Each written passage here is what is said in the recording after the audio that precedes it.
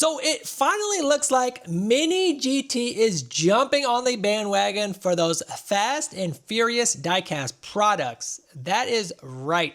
A lot of you guys may have already seen it with all the Malaysia Diecast Expo postings that have been going up on social media, because I think that's going to be the first place where they're actually going to start doing some unveiling of what they're going to be working with, which castings are going to be releasing. They've got some VIPs coming through. But this was actually something that I think was a long time coming, and being able to pull the rug underneath from Mattel, having that exclusive license to create Fast and Furious products, finally somebody else is going to be able to do it. So I think there's some advantages and disadvantages to this. I think one is it's going to be great for Mini GT to be able to bring their take on the product line. I don't think you're going to be seeing anything silly come out, because I think there was even a point where Hot Wheels was getting desperate and putting liveries on anything and anything just to be able to keep the Fast and Furious product line moving. They've done numerous re-releases, I feel like, from the Hot Wheels side, so hopefully Mini GT won't be doing that. But Mini GT does have a clean slate. I think the only tooling that they do have is the Velside RX-7. So that one will probably be a short and sweet release. Everything else, they are going to have to make brand new.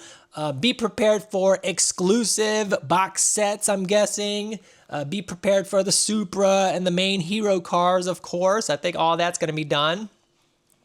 And I think just the quality, right? You're going to be getting diecast of Fast and Furious with better quality. Now, I will say that, there's some unlicensed brands that have already made Fast and Furious products, but, we don't care about that. We're more concerned about who's got the IP approval, who's got the licenses to do this the right way, because I think that holds more merit than just some random diecast brand being able to pump out product just to be able to, get some quick sales from those that are maybe too impatient to wait.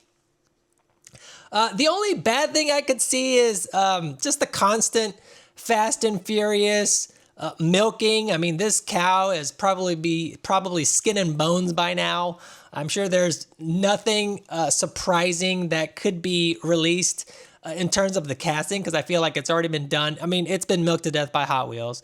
Mini GT is probably going to come out with the similar lineup, but, with some special packaging or the better details, and maybe even fill in the blanks for some of the cars that have been missing. Again, I don't know about the whole Fast and Furious setup that Hot Wheels has released. Maybe there is some things that hasn't been released yet, but it'd be interesting to see if Mini GT is going to dive into, say, the Civic Coupes that take over the 18-wheeler. Is that something that Mini GT would make tooling for? Not sure.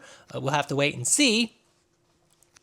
But I think mainly positive vibes are coming from this.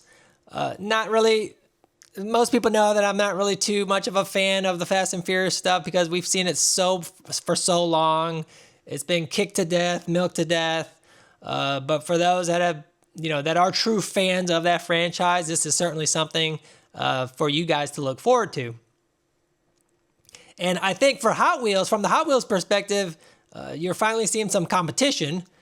This may finally put them in their place, per se, to really show that the premium diecast product line is something that's here to stay. It's something that is coming to make a move on the lower echelon of diecast products, right?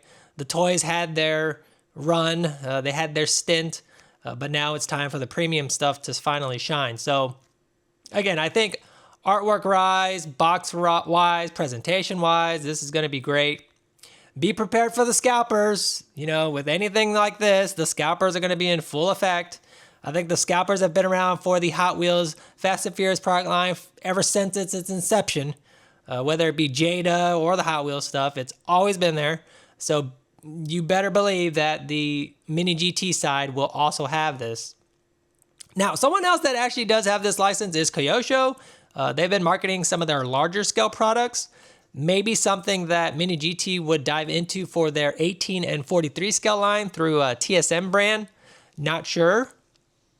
But definitely the 64 scale is where all this is going to start. So can't wait to see what happens. MDX is going to probably expose a lot of that news. So let me know what you guys think in the comments, and we'll see you in the next one.